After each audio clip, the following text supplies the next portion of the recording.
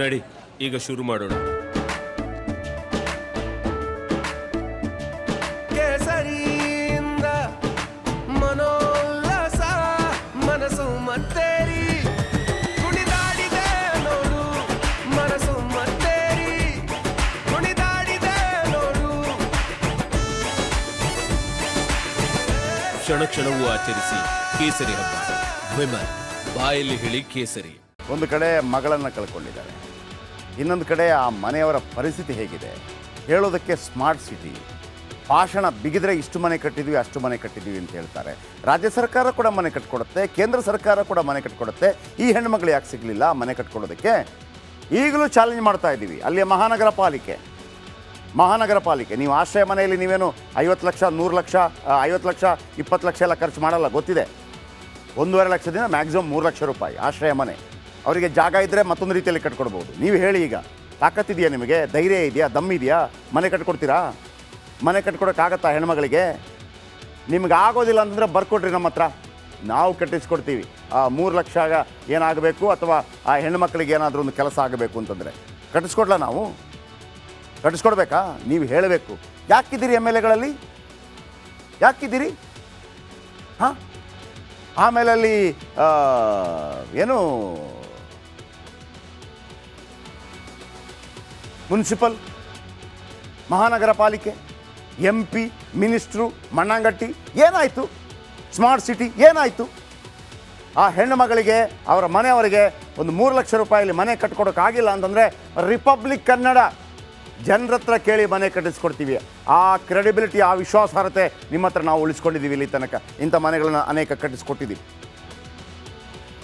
ಆ ಥರನ ಪೊಲೀಸ್ ಕಾನೂನು ಪ್ರಕಾರ ಶೂಟ್ ಮಾಡ್ತೀರಾ ಮಾಡಿ, ಎನ್ಕೌಂಟರ್ ಮಾಡ್ತೀರಾ ಮಾಡಿ. ಯಾರೂ ಬರಲಿಲ್ಲ. ನೀವು ಇವತ್ತು ಯಾವ ರಾಜಕಾರಣಿ ಡೆಲ್ಲಿಯಿಂದ ಬರಲಿಲ್ಲ, ಯಾವ ರಾಜಕಾರಣಿ ಬೆಂಗಳೂರಿಂದ ಹೋಗಿಲ್ಲ. ಯಾಕೆ? ಚುನಾವಣೆ ಮುಗಿದಿದೆ. ನಿಮ್ಮ ಹಣೆ ಬರ ನಮಗೆ ಯಾಕೆ ಬೇಕಲ್ವಾ? ನೀವು ಸತ್ತರಷ್ಟು ಬಿಟ್ಟರಷ್ಟು ಹಾಗಂತ ಬಿಡಲ್ಲ ಸರ್. ರಿಪಬ್ಲಿಕ್ ಕನ್ನಡ ನಿರಂತರವಾಗಿ ಸುದ್ದಿನ ಪ್ರಸಾರ ಮಾಡುತ್ತೆ. ಆ ಹೆಣ್ಣು ಮಕ್ಕಳಿಗೆ ನ್ಯಾಯ ದೊರಕೋ ತನಕ, ಅಲ್ಲೊಂದು ಮನೆ ಕಟ್ಟೋ ತನಕ ನಾವು ಅವ್ರ ಜೊತೆ ಇರ್ತೀವಿ. ನಮ್ಮ ಕೆಲವು ಪ್ರಶ್ನೆಗಳಿದೆ. ಎಲ್ಲಿದ್ದೀರಿ ರಾಜ್ಯದ ರಾಜಕಾರಣಿಗಳು? ಈಗೆಲ್ಲೋದ್ರಿ? ಕ್ಷಣ ಕ್ಷಣಕ್ಕೆ ಓಡಿ ಬರ್ತಾ ಇದ್ರಿ.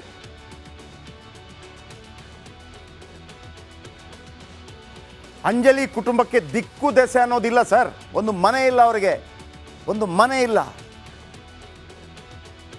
ಈಗಲಾದರೂ ನಾನು ಕೇಳ್ತೀನಿ, ಅಲ್ಲಿ ಹುಬ್ಳಿ ಭಾಗದಲ್ಲಿ ಅನೇಕ ದೊಡ್ಡ ವ್ಯಕ್ತಿಗಳಿರ್ಬೋದು, ದಯವಿಟ್ಟು ರಿಪಬ್ಲಿಕ್ ಕನ್ನಡ ನೋಡಿ ನಾವು ಬಂದು ಮನೆ ಕಟ್ಟಿಸ್ಕೊಡ್ತೀವಿ ಅಂತಂದರೆ ಖಂಡಿತವಾಗಲೂ ನಿಮ್ಮ ಹೆಸರಿನಲ್ಲಿ ಅವರ ಮುಂದಿಡ್ತೀವಿ ಮನೆ ಕಟ್ಟಿಸ್ಕೊಡುವಂಥ ಕೆಲಸ.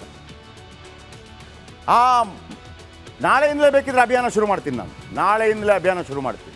ಆ ಕುಟುಂಬದ ಸ್ಥಿತಿ ಕಂಡು ಮರಗ್ತಾ ಇದ್ದೀವಿ ರೀ. ಜೊತೆಗೆ ಪೆಟ್ಟು ಬೇರೆ, ಇನ್ನಿಬ್ಬರು ಹೆಣ್ಣುಮಕ್ಕಳು. ರಾಜ್ಯ ಸರ್ಕಾರದ ಇಲ್ಲಿ ತನಕ ಒಂದು 8 ಪರಿಹಾರ ಸಿಕ್ಕಿಲ್ಲ. ಅಲ್ಲಿ ವೋಟಿಂಗ್ ಸಂದರ್ಭ ಆದಾಗ ಬಂದ್ರಿ, ಎಲ್ಲ ಮೈಕ್ ಏನು, ಸ್ಟೈಲ್ ಏನು, ಭೇಟಿ ಕೊಡೋದೇನು, ಎಲ್ಲೋದ್ರಿ ನೀವೆಲ್ಲ ಭೇಟಿ ಕೊಡೋರು? ಎಲ್ಲ ಒಬ್ಬೊಬ್ಬರ ಹೆಸರು ನಾಳೆ ಆಗ್ತೀನಿ ನೋಡಿ, ಯಾರೆಲ್ಲ ನೇಹಾ ಅವರ ಕುಟುಂಬಕ್ಕೆ ಬಂದಿದ್ರಿ ಅಂತ. ಹಾಗಂತ ಬರಬಾರ್ದು ನಾನು ಹೇಳ್ತಾ ಇಲ್ಲ. ಆ ನೇಹಾನು ನಮ್ಮ ಹೆಣ್ಮಗಳೇ, ಅಂಜಲಿ ನಮ್ಮ ಹೆಣ್ಮಗಳೇ. ಯಾಕೆ ಭೇದ ಭಾವ ಮಾಡ್ತೀರಿ? ಜಾತಿ ಹುಡುಕ್ತಾ ಇದ್ದೀರಾ?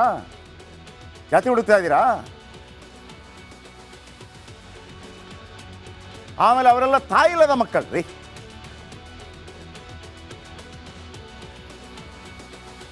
ನೋಡಿ, ದೊಡ್ಡ ಮಗಳು ಅಂಜಲಿ ಭೀಕರವಾಗಿ ಹತ್ಯೆ ಆದ್ಲು. ಇನ್ನಿಬ್ಬರು ಹೆಣ್ಣುಮಗಳು, ಅವರು ಕಾಲೇಜ್ ಮೆಟ್ಟಲು ಹತ್ತಿಲ್ಲ. ಹುಬ್ಳಿ ಧಾರವಾಡ ಏನಂತೀವಿ ನಾವು? ಹುಬ್ಳಿ ಧಾರವಾಡದಲ್ಲಿ ಹಿಂಗೆ ನಿಂತ್ಕೊಂಡು ಒಂದು ಕಲ್ಲೆಸಿದ್ರೆ ಸಾಕಂತೆ. ಹುಬ್ಳಿ ಧಾರವಾಡದಲ್ಲಿ ನೀವು ನಿಂತ್ಕೊಂಡು ಹಿಂಗೊಂದು ಕಲ್ಲೆಸಿದ್ರೆ ಯಾವುದಾದ್ರೂ ಒಂದು ಕವಿ ಮನೆಗೆ ಹೋಗಿ ಬೀಳತ್ತೆ ಅಂತ. ಅಂದರೆ ಶಿಕ್ಷಣಕ್ಕೆ ಕೊಟ್ಟಿರುವಂಥ ಮಹತ್ವ. ವಿದ್ಯಾಕೇಂದ್ರ ಅದು. ಅಂಥದ್ರಲ್ಲಿ ಕಾಲೇಜ್ ಮೆಟ್ಟಲು ಹತ್ತಿಲ್ಲ. ಮತ್ತು ರಾಜಕಾರಣಿಗಳು ಏನು ಮಾಡಿದ್ದು?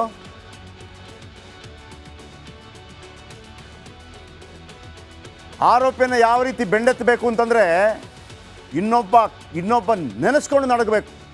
ಹೆಣ್ಣು ಮಗಳಿಗೆ ಆ್ಯಸಿಡ್ ಹಾಕ್ತೀನಿ, ಕೊಲೆ ಮಾಡ್ತೀನಿ, ಅವನಿಗೆಷ್ಟು ಧೈರ್ಯ? ನೇಹಕ್ಕಿಂತ ವಿಪರೀತವಾಗಿ ಕೊಲ್ತೀನಿ ಅನ್ನೋಂಥ ಧೈರ್ಯ. ಪೊಲೀಸರ ಬಳಿ ಬಂದಾಗ ಆ ಇಬ್ಬರು ಸಸ್ಪೆಂಡ್ ಆಗಿದ್ದಾರಲ್ಲ, ಯಾವತ್ತೂ ಕೆಲಸ ವಾಪಸ್ ಸಿಗಬಾರ್ದು ಅವರಿಗೆ. ವಿಶ್ವ ಆಲಿಯಾಸ್ ಗಿರೀಶ್ನನ್ನು ಯಾವಾಗ ಪತ್ತೆ ಹಚ್ತೀರಿ ಪೊಲೀಸರು? ನಿಮಗೆ ಪತ್ತೆ ಹಚ್ಚೋಕ್ಕಾಗಿಲ್ಲ ಅಂತಂದರೆ ಅವನು ಹೆಂಗೂ ಕಾಂಜಿ ಪಿಂಜಿ, ಅವನನ್ನು ಪತ್ತೆ ಹಚ್ಚೋಕ್ಕಾಗಿಲ್ಲ ಅಂದರೆ ಸುಮ್ಮನೆ ವಿಜಯ ಮಲ್ಯ ಎಲ್ಲಿ ಬಂದ, ಪ್ರಜ್ವಲ್ ರೇವಣ್ಣ ಎಲ್ಲಿದ್ದಾನೆ ಇಂದೆಲ್ಲ ಕೇಳಬೇಡಿ. ಪೊಲೀಸ್ ಸ್ಟೇಷನ್ ಬಂದ್ ಮಾಡಿಬಿಟ್ಟು ನಾವು ಅದನ್ನು ಬಾಡಿಗೆ ಕೊಡೋಣ ಯಾರಿಗಾದರೂ. ಇನ್ನು ಒಂದು ಕಡೆ ಮಗಳನ್ನು ಕಳ್ಕೊಂಡಿದ್ದಾರೆ, ಇನ್ನೊಂದು ಕಡೆ ಆ ಮನೆಯವರ ಪರಿಸ್ಥಿತಿ ಹೇಗಿದೆ ಹೇಳೋದಕ್ಕೆ ಸ್ಮಾರ್ಟ್ ಸಿಟಿ ಭಾಷಣ ಬಿಗಿದ್ರೆ ಇಷ್ಟು ಮನೆ ಕಟ್ಟಿದ್ವಿ ಅಷ್ಟು ಮನೆ ಕಟ್ಟಿದ್ವಿ ಅಂತ ಹೇಳ್ತಾರೆ. ರಾಜ್ಯ ಸರ್ಕಾರ ಕೂಡ ಮನೆ ಕಟ್ಕೊಡುತ್ತೆ, ಕೇಂದ್ರ ಸರ್ಕಾರ ಕೂಡ ಮನೆ ಕಟ್ಕೊಡುತ್ತೆ. ಈ ಹೆಣ್ಣುಮಗಳು ಯಾಕೆ ಸಿಗಲಿಲ್ಲ ಮನೆ ಕಟ್ಕೊಡೋದಕ್ಕೆ?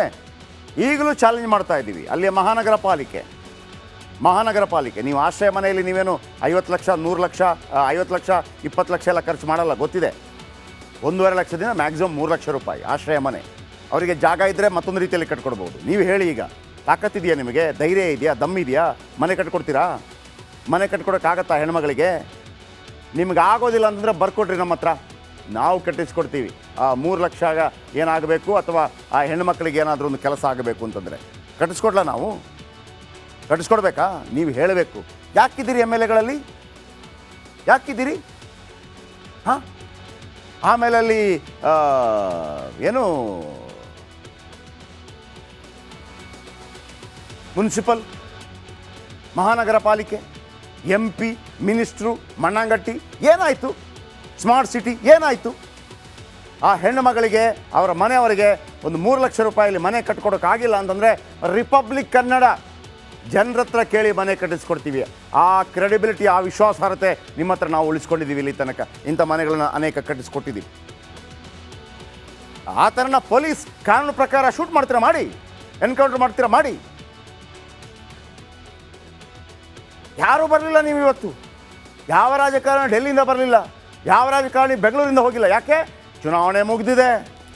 ನಿಮ್ಮ ಹಣೆ ಬರ ನಮಗೆ ಹಾಕಬೇಕಲ್ವಾ? ನೀವು ಸತ್ತರಷ್ಟು ಬಿಟ್ಟರಷ್ಟು ಹಾಗಂತ ಬಿಡಲ್ಲ ಸರ್. ರಿಪಬ್ಲಿಕ್ ಕನ್ನಡ ನಿರಂತರವಾಗಿ ಸುದ್ದಿನ ಪ್ರಸಾರ ಮಾಡುತ್ತೆ. ಆ ಹೆಣ್ಣು ಮಕ್ಕಳಿಗೆ ನ್ಯಾಯ ದೊರಕೋ ತನಕ, ಅಲ್ಲೊಂದು ಮನೆ ಕಟ್ಟೋ ತನಕ ನಾವು ಅವ್ರ ಜೊತೆ ಇರ್ತೀವಿ. ನಮ್ಮ ಕೆಲವು ಪ್ರಶ್ನೆಗಳಿದೆ. ಎಲ್ಲಿದ್ದೀರಿ ರಾಜ್ಯದ ರಾಜಕಾರಣಿಗಳು? ಈಗೆಲ್ಲೋದ್ರಿ? ಕ್ಷಣಕ್ಕೆ ಓಡಿ ಬರ್ತಾ ಇದ್ರಿ.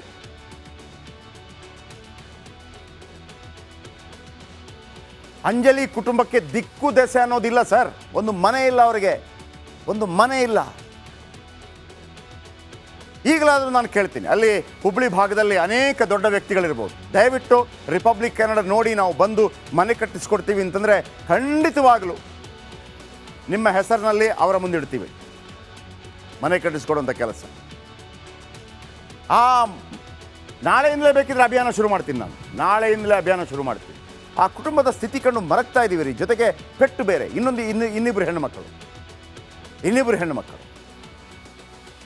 ರಾಜ್ಯ ಸರ್ಕಾರದ ಇಲ್ಲಿ ತನಕ ಒಂದು 8 ಪರಿಹಾರ ಸಿಕ್ಕಿಲ್ಲ. ಅಲ್ಲಿ ವೋಟಿಂಗ್ ಸಂದರ್ಭ ಆದಾಗ ಬಂದ್ರಿ, ಎಲ್ಲ ಮೈಕ್ ಏನು, ಸ್ಟೈಲ್ ಏನು, ಭೇಟಿ ಕೊಡೋದೇನು, ಎಲ್ಲೋದ್ರಿ ನೀವೆಲ್ಲ ಭೇಟಿ ಕೊಡೋರು? ಎಲ್ಲ ಒಬ್ಬೊಬ್ಬರ ಹೆಸರು ನಾಳೆ ಆಗ್ತೀನಿ ನೋಡಿ, ಯಾರೆಲ್ಲ ನೇಹಾ ಅವರ ಕುಟುಂಬಕ್ಕೆ ಬಂದಿದ್ರಿ ಅಂತ. ಹಾಗಂತ ಬರಬಾರ್ದು ನಾನು ಹೇಳ್ತಾ ಇಲ್ಲ. ಆ ನೇಹಾನು ನಮ್ಮ ಹೆಣ್ಮಗಳೇ, ಅಂಜಲಿ ನಮ್ಮ ಹೆಣ್ಮಗಳೇ. ಯಾಕೆ ಭೇದ ಭಾವ ಮಾಡ್ತೀರಿ? ಜಾತಿ ಹುಡುಕ್ತಾ ಇದ್ದೀರಾ? ಆಮೇಲೆ ಅವರೆಲ್ಲ ತಾಯಿಲ್ಲದ ಮಕ್ಕಳು ರೀ.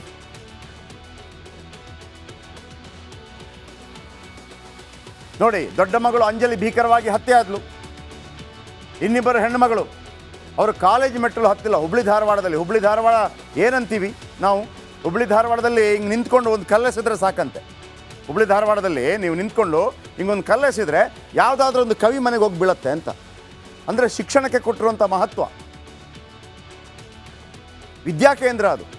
ಅಂಥದ್ರಲ್ಲಿ ಕಾಲೇಜ್ ಮೆಟ್ಟಲು ಹತ್ತಿಲ್ಲ. ಮತ್ತು ರಾಜಕಾರಣಿಗಳು ಏನು ಮಾಡಿದ್ದು?